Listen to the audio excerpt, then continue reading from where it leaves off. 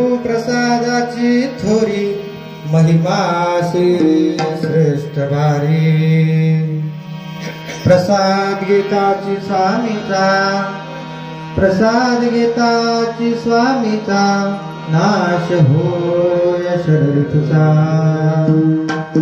मितूपणा हा नवरे मितूपणा हा नवरे सुखक्षय घेतले सुख ब्रह्मानंदी होय सुख ब्रह्मानंदी होय गगनी आनंदमय लक्ष्मण मने घ्यावो लक्ष्मण मने घ्यावो जन्म मृत्यू सुखवा प्रसाद घेताची स्वामीचा नाश होय षडरिपुचा शिवार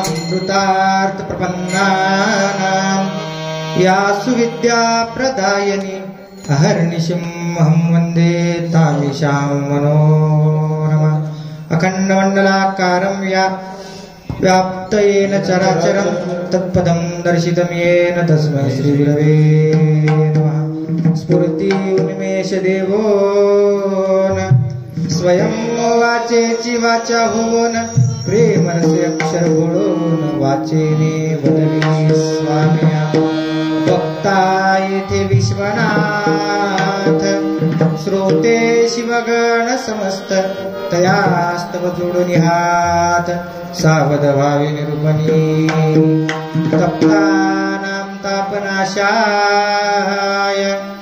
अर्थानामर्तिनाशिने अंधानां दृष्टिदात्रे च ज्ञानिनां सद्गुरुवे नमः शिवाहार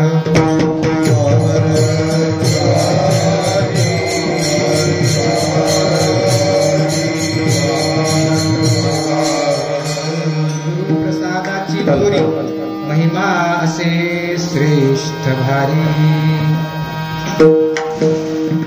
प्राप्त प्रसंगी पवित्र पावन पुण्यवंत अशा आपल्या या होकर्णा नगरीमध्ये जगत उद्धारक जगताचा दैवत असणारा आशुतोष भगवान सिद्धेश्वराच्या कृपाशीर्वादाने तथा समस्त साधू संतांच्या कृपाशीर्वादाने मार्गदर्शनाखाली सुरू असणारा षष्ठम वर्षातील 6व्या वर्षातील अखंड शिवनाम सप्ताह धर्मक्रिया ग्रंथराज परमरहस्य पारायण सोहळा आजचा प्रासादिक दिवस म्हणजे समाप्तीचा दिवस म्हणण्यापेक्षा आपण सांगतेचा दिवस सांगतेच्या दिवशी काय सांगतात सांगतेचा दिवस म्हणजे सांगायचा दिवस आहे सत्याची समाप्ती कालच झाली आजचा दिवस सांगतेचा आहे आज सांगतो की येणाऱ्या पुढच्या सत्यापर्यंत हे शिवनाम निरंतर वाचेमध्ये असावं शिवार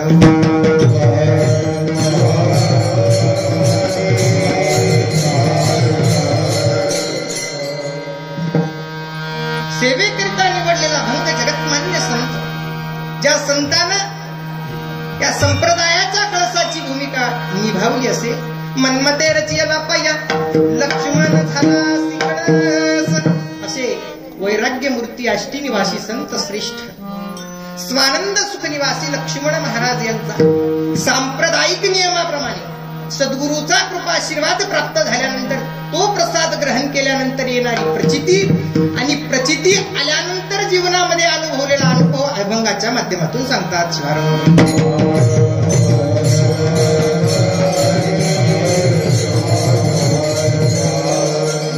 सुरुवात करण्यापूर्वी खर तर ही कीर्तन संपायची वेळ झाली म्हणजे गाडी थांबायच्या वेळेला गाडी निघाली आता गाडी कुठं जाऊन थांबल त्याचा काही नियम. सुरुवात करण्यापूर्वी आराध्य दैवत असणाऱ्या सिद्धेश्वराच्या तथा वीरभद्रेश्वराच्या पवित्र चरण कमलावर शिरसाष्टांग दंडवत समर्पित करू. तथा ज्या महान संतानं निद्रिस्त सुषुप्तीत अवस्थेत असलेल्या शिवभक्ताला जागृत अवस्थेत आणला असेल.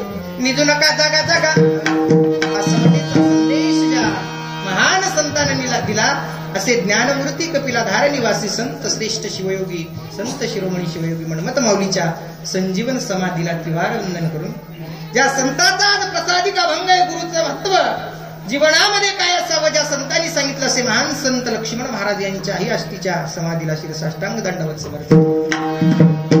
ज्या महान मूर्तीनं आम्हाला झोपलेल्याला उठवलेल्याला मार्गाला लावला आणि मार्गाला लागलेल्याला प्राप्तीचं साधन दिलं असे शतकवीर शतमान शतयोद्धा राष्ट्रसंत वस्तीदार डॉक्टर शिवलिंग शिवाचार्य महाराज यांच्याही भक्तिस्थळ समाधीला वंदन करून तो उचललेला विडा तो उचललेला वसा आज कायम ज्या पद्धतीने समोर चालू असे सद्गुरु शिवानंद शिवाचार्य महाराज तमलुरकर, सद्गुरु सिद्धदयाळ शिवाचार्य महाराज बेटमोगरेकर, सद्गुरु डॉक्टर विरूपाक्ष शिवाचार्य महाराज मुखेडकर तथा उपस्थित सर्व संत सज्जन गुणीजन गायक मंडळी कीर्तनकार प्रवचनकार माहेश्वर मूर्ती माता भगिनी आबाल तरुण बांधवांच्या हृदयामध्ये असणाऱ्या त्या भगवान शिवाला वंदन करून सेवेला सुरुवात स्वार.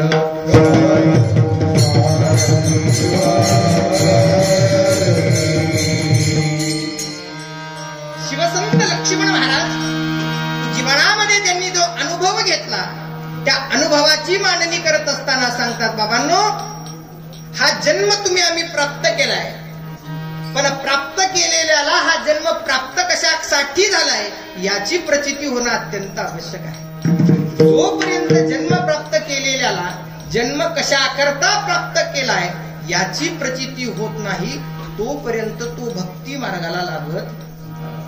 मग आम्ही जन्म घेतलाय, किती योन्या फिरल्या हो आम्ही बाबा, किती योन्या फिरल्या?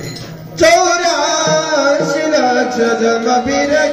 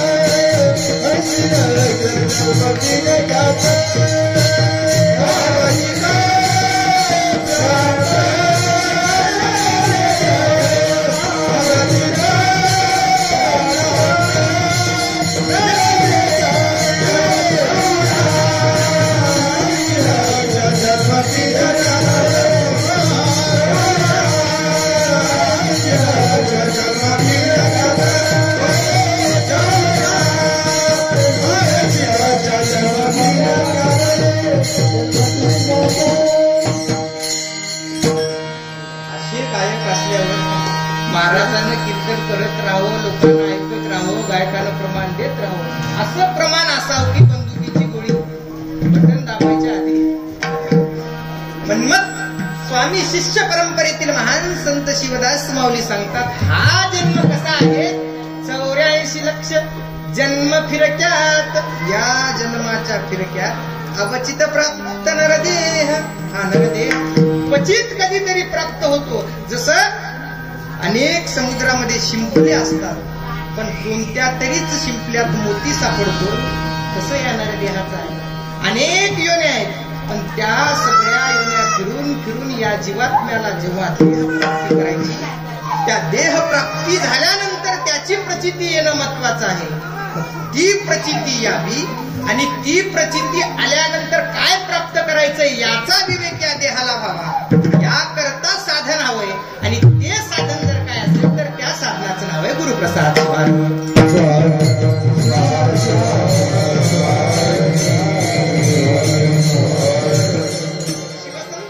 महाराज म्हणजे तुमच्या आमच्यासारखे. शांतता ठेवा, शांतता बाळगा, शांतता प्रस्थापित करा, शांततेत आजचा दिवस चालू द्या. शिवसंत लक्ष्मण महाराज म्हणजे तुमच्या आमच्यासारखे संसारिक जीव. आता संसार कशाला म्हणायचं बाबा? कशाला म्हणायचं? संसार केला की नाही? संसार केला नाही? आमच्या सारख्याला तरी म्हणणं हरकत नाही, संसार केला नाही. आमचा अजून केला नाही. संसार केला, पण संसार करता करता संसारात अडकलो. संतांनी संसार केला, केला नाही असं नाही. लक्ष्मण महाराजांनी संसार केला, संत श्रेष्ठ तुकाराम महाराजांनी संसार केला, नाथ महाराजांनी संसार केला. हे सगळे संसारिक जीव होते, पण संसाराच्या धर्तीवर भगवंती प्राप्त कसा करायचा हे त्यांनाच कळलं. आपल्याला लक्ष्मण महाराज संसारिक होते आणि संसार चालवत असताना संसाराची सुरुवात कुठून होते बाबा? बोला बोला. संसाराची सुरुवात ते म्हणाले त्याला विचार. मी विचारणारा महाराज आहे. आज दिवस विचारायचा आहे. सांगायचे 7 दिवस संपले. संसाराची सुरुवात कुठून होते? झालं का? संसाराची सुरुवात म्हणजे आता सावध. तिथून संसाराची सुरुवात आहे. ज्यांचं झालं त्यांना, ज्यांचे राहिलेत आताच सावध, कारण आता लय अवघड झाले भेटणं. शिवसंत संत श्रेष्ठ लक्ष्मण महाराज जीवनाचा प्रवास करत असताना, संसारिक प्रवास करत असताना संसाराला लागणारी सगळ्यात महत्वाची गोष्ट म्हणजे पैसा. आर्थे विनेन संसारम. अर्थाशिवाय संसार आहे का? ज्याच्याकडे पैसा नाही त्याच्या दारालाही कोणी सोयरा जात. मग ते धन अर्जन करण्यासाठी, पैसा कमावण्यासाठी संत श्रेष्ठ लक्ष्मण महाराजांनी जन्मभूमी आस्ती सोडून साखरखेरडा ग्रामाजवळ असणाऱ्या एका गावामध्ये आपली सरकारी नोकरी पत्करली. मुनिमाची नोकरी पत्करलेले लक्ष्मण महाराज संसारामध्ये इतके गर्क झाले, भगवंताला विसरून गेले. देवाला तुम्ही विसरल्यानंतर देव तुम्हाला विसरणं काय अवघड आहे का? देवाला विसरून गेले आणि देवाला विसरून गेल्यानंतर दैनंदिन रोजचा हिशोब रोज मालकाला द्यायचा. आपल्यालाही मालकाला हिशोब द्यायचा. कधी आपला मालक हिशोब घ्यायला बसलाय, फक्त आपल्याला माहित. दररोजचा हिशोब दररोज मालकाला द्यायचा.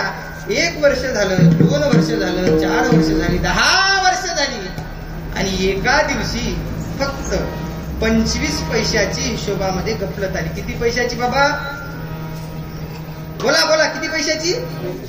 25 पैशाची हिशोबात गफलत आली. 25 पैसे बाबा मला कळतही, आता तर चलतही.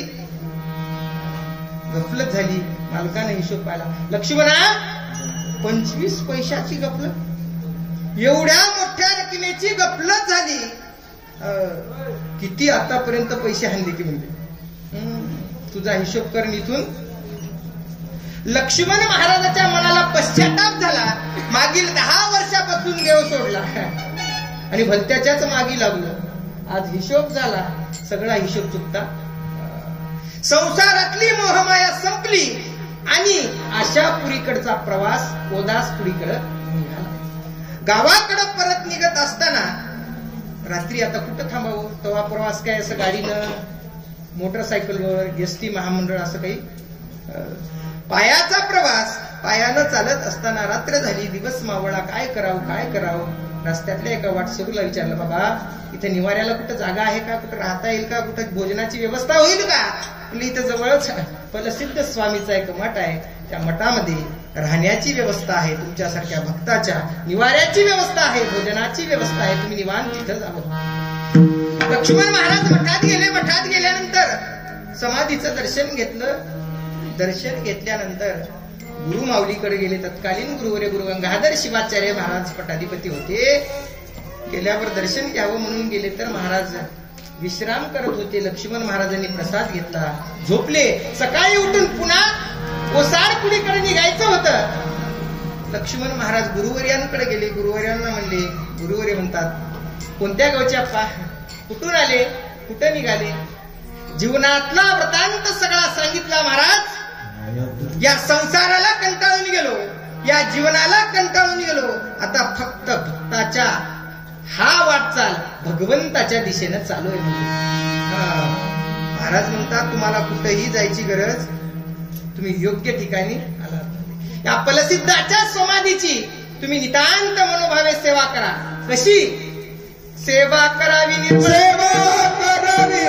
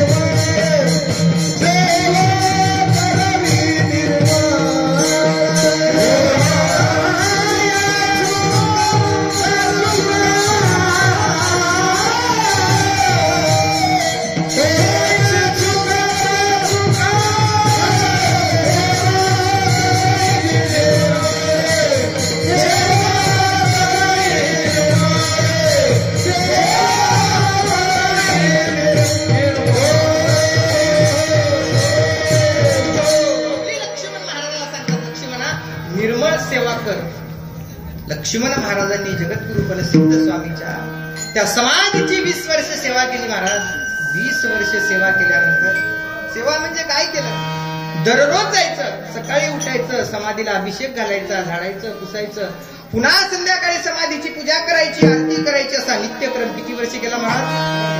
20 वर्ष सेवा केली. आणि एका दिवशी त्या सेवेचं फळ मिळावं, होय सुखाचा सुकाळ, त्या सेवेचं फळ मिळावं, फलश्रुतीची प्राप्ती व्हावी. साक्षात जगद्गुरु फलसिद्ध महास्वामीजी समोर येऊन उभे राहिले. लक्ष्मण महाराजांना म्हणतात, लक्ष्मणा, आलो बाबा, उठ. अशी संधी जीवनामध्ये यावी की देवानं समोर यावं म्हणावं, उठ, तुला न्यायला. तयार होतो का आपण जायला? लक्ष्मण महाराज उठले, डोळे भरून त्या फलसिद्धाला पाहिलं. आणि फलसिद्धाला पाहिल्यानंतर म्हणले, वरम ब्रूहि. तितक्या दुरून आलो म्हणले, लक्ष्मणा काहीतरी माग. देवा म्हणले, काही नको. जे मागितलं त्यानं संसाराचं हित होणार आहे. मला तुझ्याकडे संसाराचं हित करणारं मागणं मागायचं. मला तुझ्याकडे स्वतःच्या समाधानाचं मागणं मागायचंय. कोणतं मागणं? हेची दान दे का देवा, तुझा विसर देवा, हे दान दे की तुझा विसर पडू, सदा समाधान ठेवा. कायम या लक्ष्मणाच्या चित्तामध्ये समाधान राहावं असं मागणं माग. फलसिद्ध म्हणतात, नाही बाबा, इथं आलो, इथवर आलो, इथपर्यंत यायचं एसटीचं तिकीट लागले, आता काही वापस दिल्याशिवाय जात. जीभ उघड म्हणले. जीभ उघडली आणि फलसिद्धांनी लक्ष्मण महाराजांच्या जिवेला स्पर्श केला आणि अभंग रचना करायला सांगितली. लक्ष्मण महाराजांना सरस्वतीची आत्मस्फूर्ती झाली आणि लक्ष्मण महाराजांनी अभंग लिहायला सुरुवात केली. काय लिहावं, काय लिहावं सुचत नव्हतं बाबा. काय लिहावं? घरची पत्रिका लिहायची म्हणल्यावर 4दा भाऊकीच्या घरी जावं लागते आपल्याला, आणि अभंग लिहायचे म्हणल्यावर काय लिहावं? लक्ष्मण महाराज म्हणतात, देवाचं स्मरण करण्या अगोदर त्या देवाची प्राप्ती ज्यांनी करून दिली त्याचं स्मरण करणं गरजेचं आहे. देवाकडे मी गेलो निश्चित आहे, देव मला कृपाशीर्वाद द्यायला आलेत हे निश्चित आहे, पण कशामुळे आले? कुणाच्या प्रसादामुळे आल्या? अभंगाचं